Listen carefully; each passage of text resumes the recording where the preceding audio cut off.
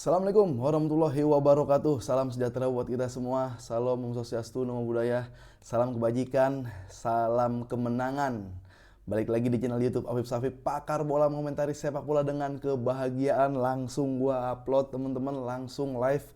Terima kasih buat teman-teman yang moodnya lagi bagus ya, karena Barcelona menang.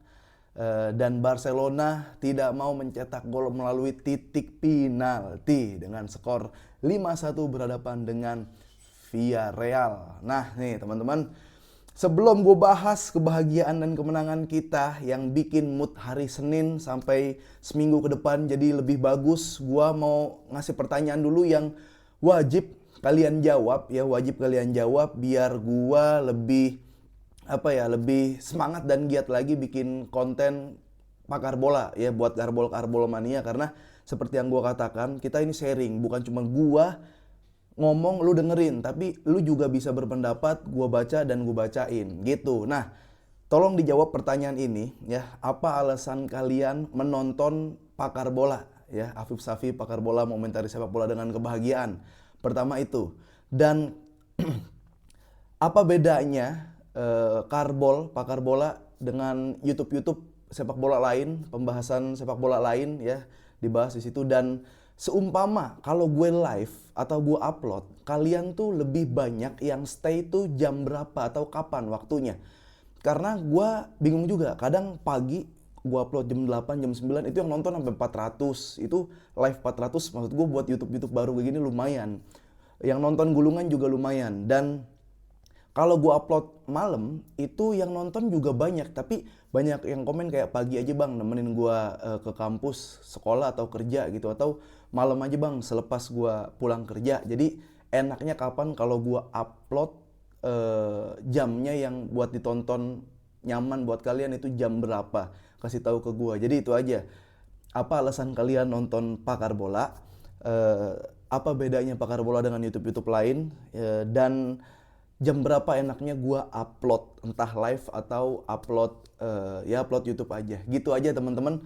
Dan ini karena gue seneng banget ngelihat Barcelona yang mode pertunjukan. Karena kalau ada yang bilang, Barcelona mah kuatnya di La Liga doang, kalau di Liga Champions busuk.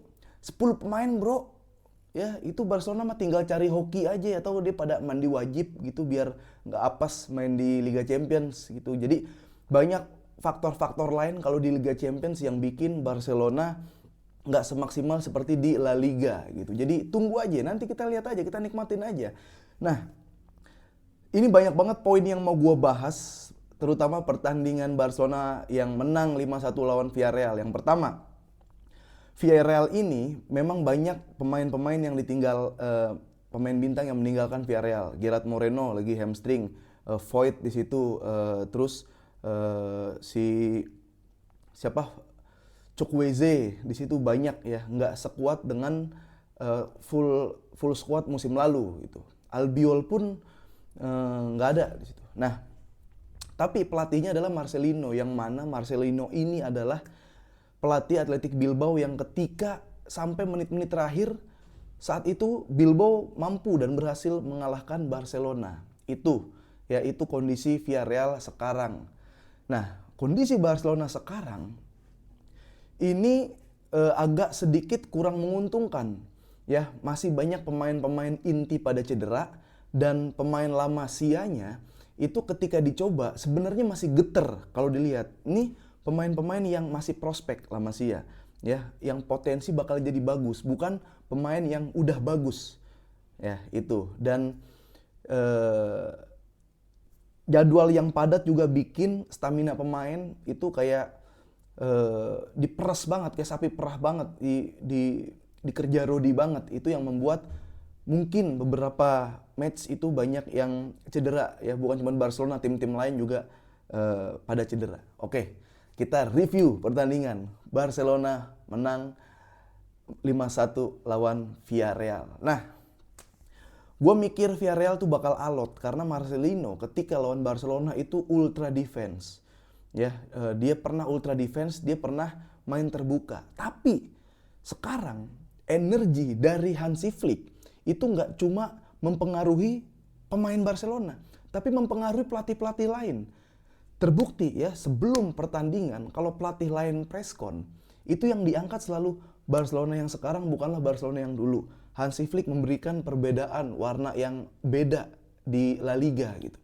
Selalu itu yang diangkat, selalu itu. Gue pikir itu cywar, tapi ternyata benar hasilnya. Kemarin menang, di La Liga menang-menang mulu, menang gede. Bahkan sekelas Marcelino aja yang pernah menang lawan Barcelona, dia mengatakan itu dan hasilnya dia dibantai. Nah, gua salut sama perjudian dari Hansi Flick. Ya, lu bayangin, main nih, dia bukan Kubarsi loh, bukan Kubarsi Inigo, Sergi Dominguez ya di belakang. Terus langsung Gerard Martin dan main dengan posisi high defensive line. Tinggi banget. Jadi seperti yang kalau lu nonton YouTube gua di episode sebelumnya, gue bilang ini pasti nggak ada yang seri. Ya, kalau mau si Villarreal yang menang gede, Barcelona yang menang gede. Alhasil Barcelona yang menang gede. Ya, babak pertama 2-1, babak kedua 5-1. Nah, sebenarnya ini resiko tinggi. Jadi resiko semakin tinggi, hasil yang didapat semakin tinggi. Ya. Jadi maupun resikonya semakin tinggi, hasil yang didapat entah tinggi atau jelek-jelek banget. Dan kebetulan malam ini Barcelona menampilkan hasil yang positif. Itu yang gue salut dari Hansi Flick. Oke, sekarang kita bahas jalannya pertandingan. 4-2-3-1 seperti biasa. Tapi perbedaannya adalah Sergi Dominguez main bareng Inigo Martinez. Kanan Konde, kiri Gerard Martin. Double pivotnya adalah si Eric Garcia dan Pedri. Rapinya ditaruh flank kiri, belakang Lewandowski itu Pablo Torre. Dan di sebelah kanan itu ada Lamine Yamal. Satu-satu gue bakal bahas. Pertama Ter Stegen. Ini sebelum ke pertandingannya. Ter Stegen, sorry to say ya, kalau di video sebelumnya gue bilang lu tuh butuh saingan, blunder lu tuh nyakitin, blunder lu tuh bikin kalah. Yang gue maksud Ter Stegen, lu butuh saingan, lu butuh kiper baru, elunya tetap ada, bukan malah cedera. Ini gara-gara jadwal yang padat ya, Ter Stegen main keserang, main keserang. Alhasil ketika abis melakukan save brilian, dia salah napak, mudah-mudahan gak serius. Jujur gue belum sempat baca Ter Stegen kelanjutannya gimana, karena ini video gue tag bener-bener after match. Mudah-mudahan gak terjadi apa-apa sama Ter Stegen. Gini Ter Stegen, gue nggak bilang lu kiper jelek, lu kiper bagus, tapi lu butuh saingan. Bukan lu keluar dari Barcelona, keluarnya ke rumah sakit. Jadi doa yang terbaik buat Ter Stegen, kita masih butuh lu ya. Kalau kemarin gue ngerosting, lu karena blunder aja, bukan karena lu kiper jelek dan lu nggak pantas di Barcelona, enggak. Ya lu udah semua dapetin di Barcelona, ya yang hanya gue inginkan adalah lu punya saingan. Iñaki Peña, oke, dia nggak kebobolan, masih nggak kebobolan dia. Cuma kalau VAR atau gol-golnya nggak dianulir dari Villarreal, itu kan bola-bola gampang semua. Jadi itu yang terjadi ya. Ter Stegen, gue nggak pengen lu cedera, ya gue cuma pengen lu butuh saingan. Karena sejauh permainan yang tadi gue lihat sampai menit 43 ya, 42 itu lu oke. Ter Stegen itu yang terjadi. Nah, di belakang ini buset bro, rentan banget Inigo Martinez sama Sergi Dominguez. Kalau lu nonton video gue lagi sebelumnya, Sergi Dominguez ini gue bilang ya, Sergi Dominguez dan Balde, dia sama pemain bola atau dia sama orang yang gak bisa main bola pun digocek lewat. Ini udah main masih mentah, terus high defensive line. Nah, gue ngerasa di belakang Inigo kerja sendiri. Kalau gak ada Inigo Martinez, gue yakin kebobolan Barcelona itu lebih banyak daripada Villarreal.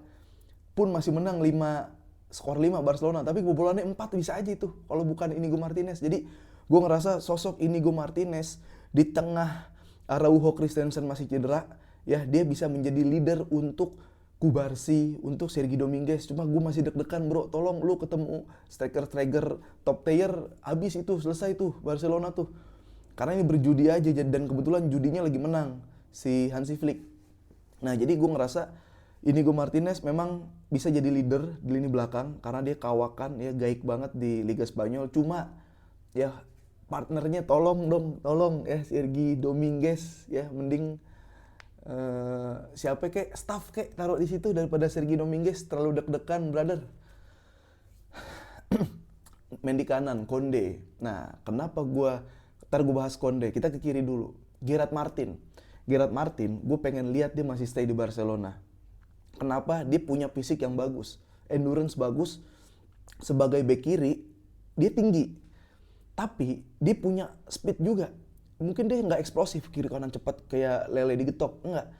Tapi dia punya energi gitu, kayak buat lari jarak jauh, turun jarak jauh, naik turun itu bagus. Cuma masih geter. Kontrol bola masih salah, passing masih salah. Tapi oke lah, gue mau ngeliat dia pasang terus aja dulu biar Balde panas gitu, biar Balde bebenah diri. Karena biar Balde juga sekalian tahu kalau main bola nggak cuma lari ya. Kalau Balde setahun 2 tahun masih kayak gini, ikut Usain Bolt aja tuh lari 100 meter sprint ya. Itu dari sebelah kiri. Nah, gue ke Konde sekarang dari sebelah kanan. Konde naik turun oke, Konde naik turun bagus. Cuma gue yakin Villarreal ini dia memperkuat sisi kiri. Siapa tuh yang kartu kuning? Cardena Cardena, terus Baena main di kiri. Sama sebelah kirinya itu semua kalau Lamine Yamal megang bola 3 orang turun, 3-3-nya turun tanpa kompromi. Nggak ada orang yang digantung di depan. 3-3-nya turun, 2 megang Lamine Yamal, 1 ngejar Konde. Jadi untuk sisi sebelah kanan Barcelona semalam sebenarnya memang agak tertutup. Cuma Lamine Yamal bocah 17 tahun, untuk orang yang 17 tahun main bola tapi udah 3 orang yang marking, lebih dari kata luar biasa menurut gua ya. 17 tahun bro, 3 orang yang marking. Sampai ada orang yang gak percaya, ini jangan-jangan Lamine Yamal gak 17 umurnya nih, dia nyuntik umur sama nyambat Messi ya. Ada aja asis-asis gitu, aduh kelas. Nanti Lamine Yamal. Kita ke tengah. Nah ini ke tengah, gua silakan komen kalian ya. Lini tengah itu oke, ada 2 pemain double pivot kan namanya di situ kan. Satu Garcia yang metronom, satu Pedri naik turun motornya di Pedri. Cuma gue ngerasa pentingnya kita punya defense midfield yang murni itu memang harus dan wajib hukumnya. Kenapa? Walaupun gue ngelihat ada double pivot di situ, ada 2 orang, tapi tengah Barcelona terasa kosong. Eric Garcia dia bukan DM murni. Lu lihat permainan Busquets, lu lihat permainan Bernal, nggak banyak lari. Tapi secara positioning, secara buka ruang, secara mengatur ritme permainan, itu semua ada. Nggak usah capek-capek.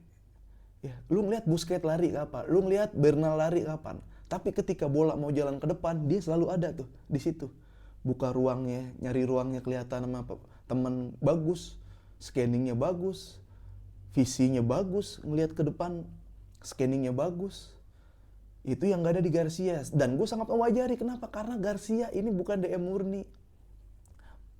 Cara nerima bolanya Garcia masih bingung, kalau udah nerima mau diapain masih bingung. Ya untung Pedri agak sedikit meningkatkan etos kerja gitu, dia sering lari-lari, ngiter-ngiter, dan Pablo Tor mundur-mundur. Jadi walaupun menang 5-1, cuma dari lini tengah ke belakang tuh gue deg-degan bro. Ya jujur aja, menang bersyukur. Tapi banyak banget PR-nya. Nah itu lini tengah.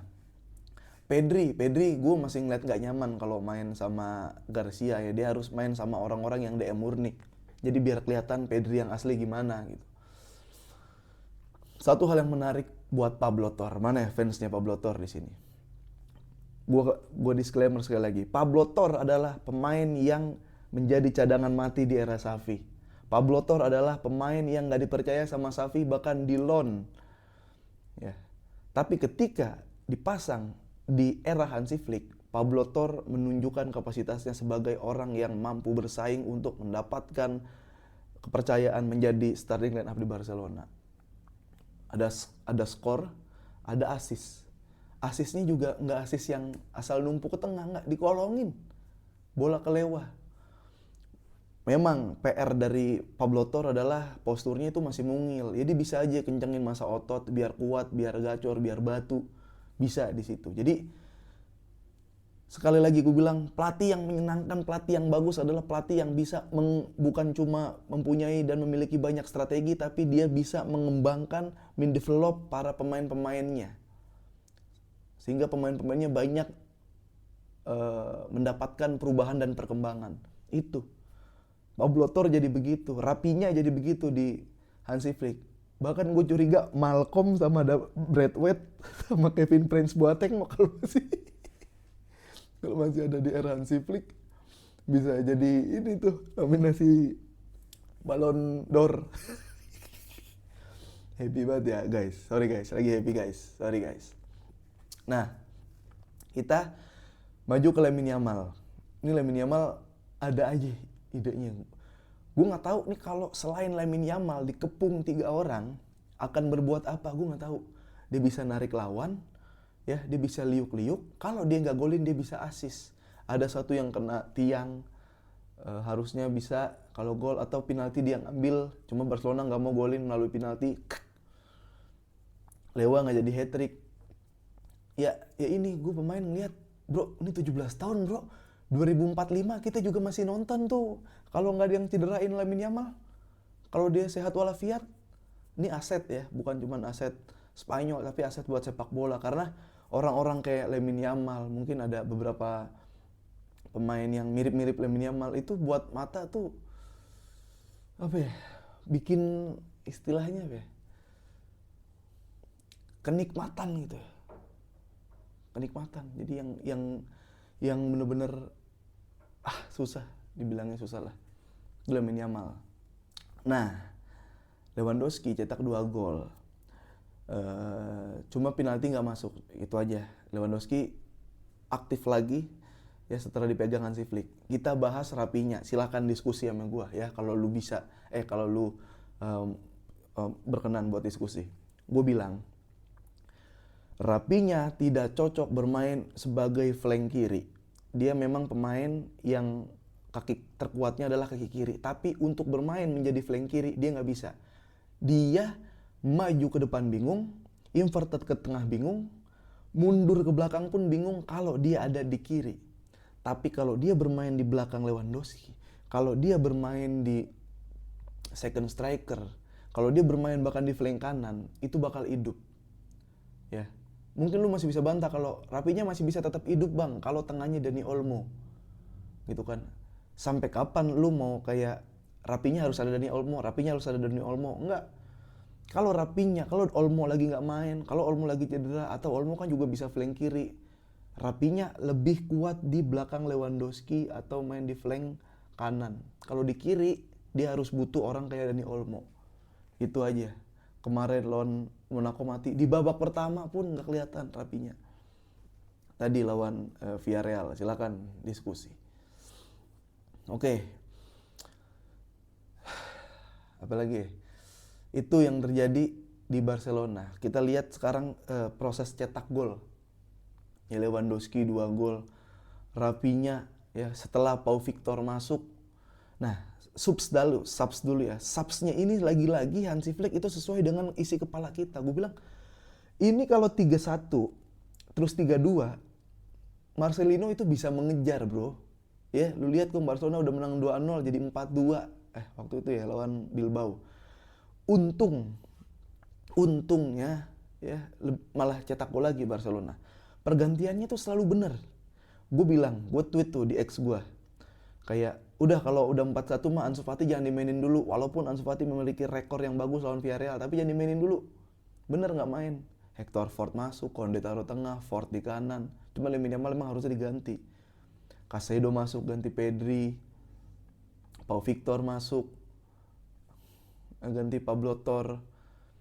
Jadi masih aman dan nyaman lah ya.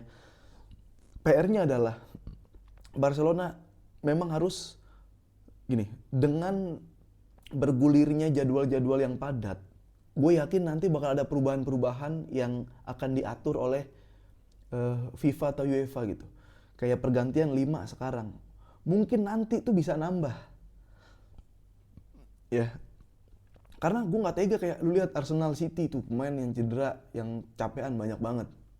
Lu lihat pemain Barcelona yang cedera juga tadi banyak banget. Jadi memang harus memiliki kedalaman squad yang bagus. Jadi prediksi gua bakal ada peraturan yang subsnya itu lebih dari 5 nanti, atau ada water break itu wajib ya di pertengahan game, atau salary cap itu naik buat ngisi slot pemain-pemain. Jadi selain ada lapis A, lapis B, kalau bisa lapis C lah buat piala-piala ciki gitu. Itu. Nah, sekarang kita bahas gol nih. Robert ya, gol Robert Lewandowski lah. Gol Rapinya itu ya keras, deh, emang memiliki tendangan keras. Lu lihat bro, asis Lamine Yamal. Hah? Gimana itu? Orang kalau Trivela itu maksimal banget, maksimal tuh udah ke final third. Kalau nggak udah dari pinggir itu Trivela masuk. Ini dari tengah. Dari tengah dia udah tahu mau jatuhin bola di mana, dia udah mau tahu orang yang bakal dilewatin yang mana, garis-garisnya, hitung-hitungannya. Itu menandakan bahwa football IQ dia bagus. Secara hitung-hitungan juga secara matematis bagus. Ditendangnya kapan, kuatnya semana, akan jatuh di mana, dia tahu. Nah, Rapa Yamal connection terjadi. Ketika bola mantul, nggak ada kontrol, langsung di bem. Dan bemnya juga bukan bem bola lurus, dipantulin lagi sama Rapinya. Terjadilah gol indah ya. Maksud gua golnya bisa diperdebatkan indah apa enggak, tapi prosesnya itu luar biasa sih bro. Itu yang terjadi di Barcelona ya. Dan kayak gitu aja dulu kebahagiaan yang bisa gue share hari ini. Sekali lagi gue mau nanya sama kalian ya. Satu lagi pertanyaan. Lu lebih seneng nonton gua ketika Barcelona menang apa kalah sih? Ya, kalau menang sih bagus banget. Dulu tuh orang malah justru pengen gini, fans MU nonton gua gara-gara MU-nya bisa kalah. Jadi ketika gua mengumpat ada yang ngerasa terwakili gitu. Barcelona pun gitu. Madrid pun ada beberapa fans Madrid yang kayak gitu, kayak gua mending kalau habis Madrid kalah nonton YouTube Pakar Bola, nonton YouTube Bang Apip gitu. Jadi ngumpat-ngumpatnya tuh ada lucu-lucunya gitu. Jadi pertanyaannya ada 4. Apa alasan kalian nonton Pakar Bola ya sebagai Karbol Mania? Terus apa bedanya YouTube gua dengan YouTube lain karena ini YouTube baru? Dan kalau misalkan gua upload YouTube atau gua live itu enaknya jam berapa? Dan yang terakhir tadi, lu lebih seneng nonton YouTube gua ketika hasil mengecewakan atau hasil positif? Silakan dijawab teman-teman. Absen-absen terima kasih. Happy weekdays, jalani hari-hari dengan penuh semangat dan bahagia. Semoga berkah selalu melimpahi kalian. Oke? Muchas gracias.